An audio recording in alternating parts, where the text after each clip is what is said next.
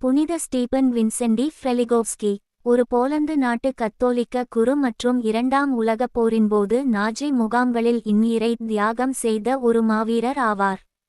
வாழ்க்கை பின்னணி. பிறப்பு 1913 போலந்து நாட்டில் பிறந்தார்.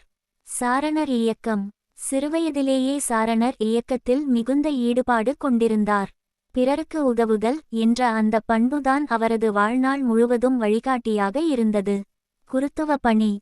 1937 இல் கத்தோலிக்க குருவாக திருநிலைப்படுத்தப்பட்டார்.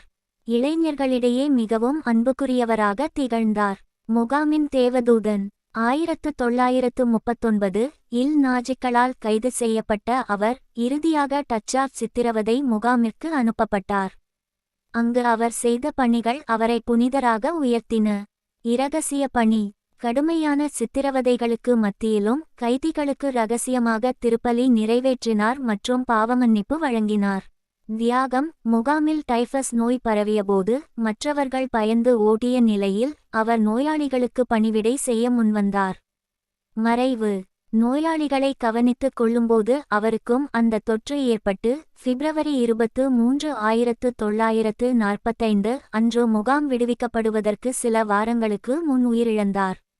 போலந்து சாரணர்களின் பாதுகாவலர். அவர் போலந்து நாட்டு சாரணர் இயக்கத்தின் பாதுகாவலராக போற்றப்படுகிறார்.